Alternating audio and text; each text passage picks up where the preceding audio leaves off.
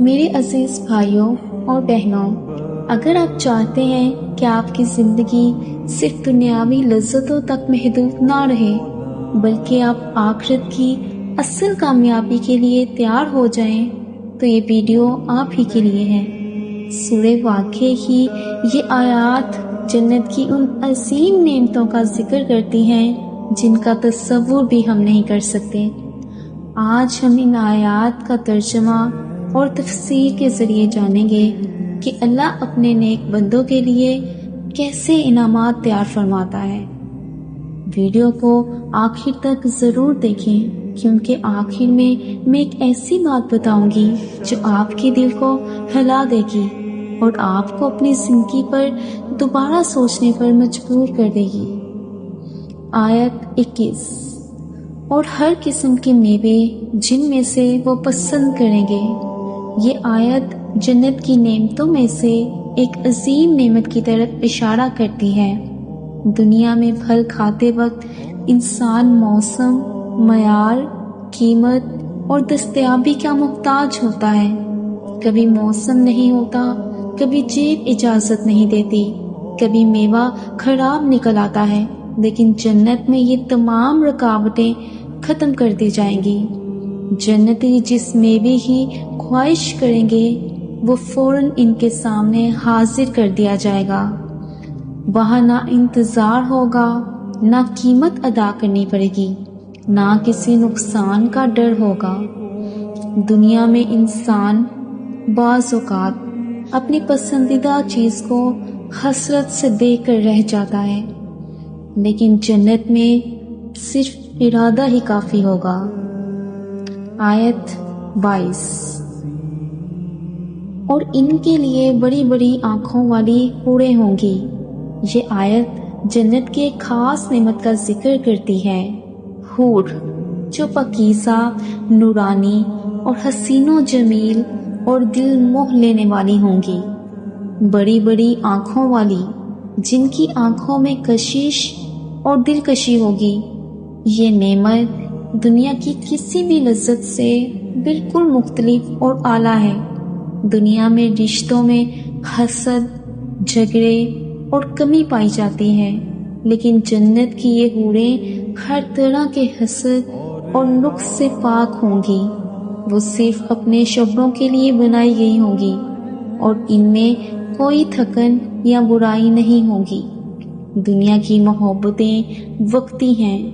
دنیا میں حسن بڑھاپے سے ختم ہو جاتا ہے، جنت میں حسن ہر دن مزید بڑھتا جائے گا۔ یہ نعمت ان کے لیے ہے جو اپنی نگاہوں کو دنیا میں قابو میں رکھتے ہیں اور اللہ کے خوف سے پاک دامن زندگی گزارتے ہیں۔ آیت 23، گویا وہ حوریں ایسی ہوں گی جیسے چھپائے ہوئے موتی۔ اس آیت میں اللہ تعالیٰ جنت کی حوروں کے حسن کو چھپائے ہوئے موتیوں سے تشبیہ دے رہا ہے۔ مکنون کا مطلب ہے ایسا موتی جو صدف مطلب شیل کے اندر چھپا ہوا ہو، جسے نہ گرد چھوتی ہے، نہ دھوپ کی تپش، نہ کسی ہاتھ نے اسے میلا کیا ہو۔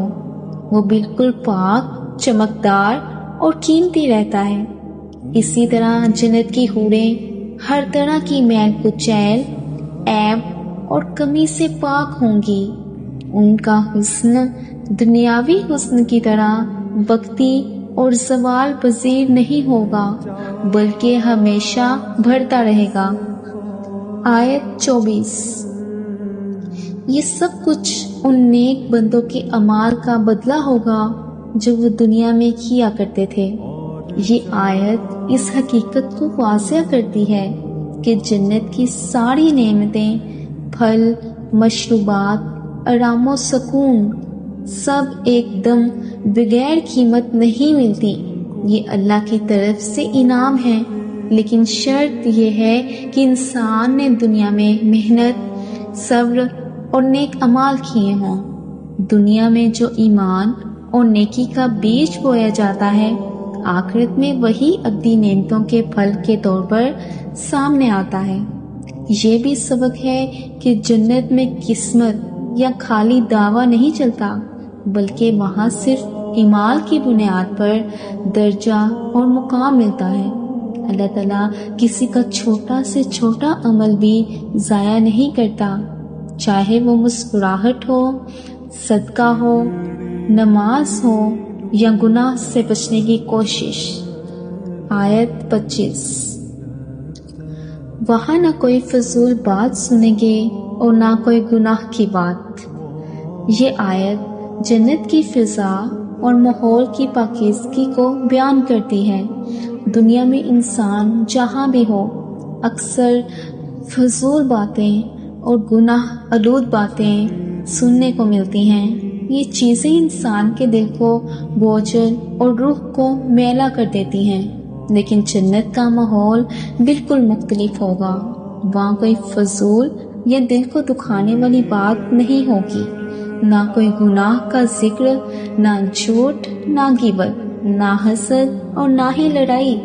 ہر لفظ محبت، سکون، خوشی اور عزت سے بھرا ہوا ہوگا۔ یہی وجہ ہے کہ جنت کی زندگی ہمیشہ تازگی اور سکون سے بھری ہوگی۔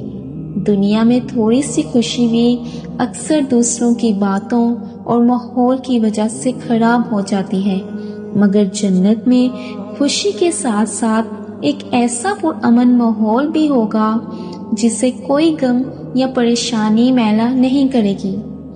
پیارے دوستو، آپ نے سنا کہ جنت کی وہ پرکیف نعمتیں اللہ نے کن لوگوں کے لیے تیار کی ہیں؟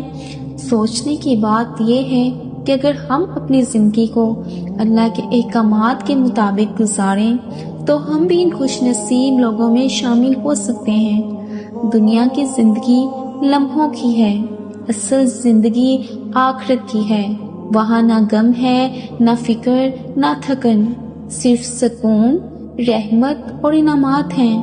آئیے آج ہی سے اپنی زندگی کو اللہ کی رضا کے مطابق ڈھالنے کا عزم کریں۔